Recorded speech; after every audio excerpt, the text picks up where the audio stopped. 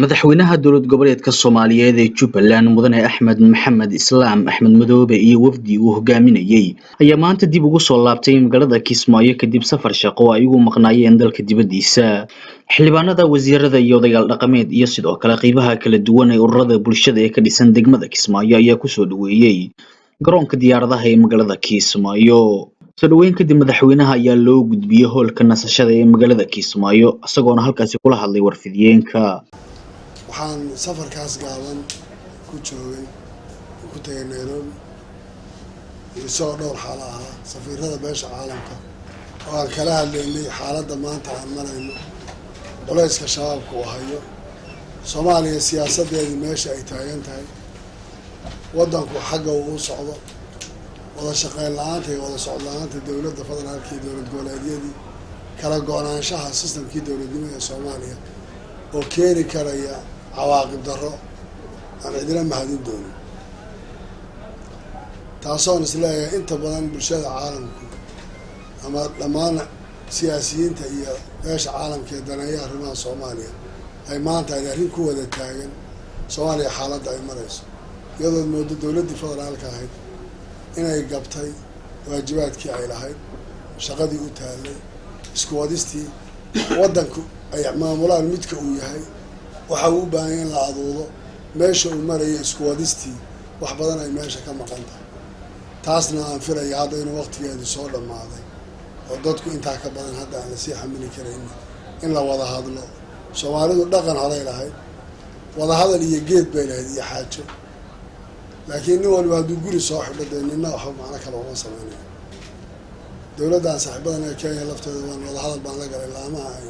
khuseynaysa amnigu gaar ahaan arrintan dagaalka shabaabka iyo inaan qaadno howlgal aan muddo badan sheegayno sidaan hadda aan lagu jiri karayn inay muhiim tahay in operation la qaado shabaab aan la dagaalano iyadana aan isleeyahay waan isla qaadanay waana mid maanta la wada danaynayo saaxiibadeena guud ahaan nagala qayb gala barnaamijka howlgalku in howlgal degdega la sameeyo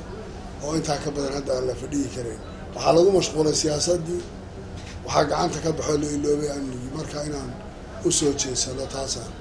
priority-ga saaro intaa ka bacdi waxaan rabaa inaan idiin sheego reer Jubbaland xaalad adag iyo marxalad adag baynu soo marray insha allahu waan ka gudbinay hadda marxaladahaas waftiyo badan baa inoo iman doona waxaan kala hadli doonaana waxay tahay waddanka waxa maanta loo yaala Soomaaliya maanta waxay mashquul ku tahay siyaasad maxaan qabanaa iyo yaa noqonaya yaa ka noqonaya laakiin baahida maanta waddanka taallay waa mid ka weyn waxa maanta dadku ay ku hadaaqayaan iyo waxa siyaasiga Soomaaliga uu ka hadlayo burburka iyo dhibaatada iyo kala maqnaanshaha waan hore u sheegay Soomaaliya kugusan iyo walaalo iyo isku wadis waa loo waxayn karaa inna ma samayn karayo khaladaad kale ma waxayn karaa Jubbaland waa dowlad goboleed ka mid ah dowladda federaalka ee Soomaaliya xaqa dastuuriga ee lagu kala bixi karana cid waliba waxay ku haysan kartaa in la wada tashado waxaa laga hadlayaa doorashada 2020 iyo dariiqay noqonayso heshiis siyaasadeed baa lagu gaari karaa doorasho iyo meesha la aadayo laakiin waan soo dhaafnay anaa idhi xilligii la oran jiray maanta ma taalo anaa idhi iyo ra'yigana ila qumanay anaa jeediyey ra'yigeedii ma taalo wax kasta oo wada tashi lagala tashan horey waan u sheegnay CIC markaan lagu aasaasay halkan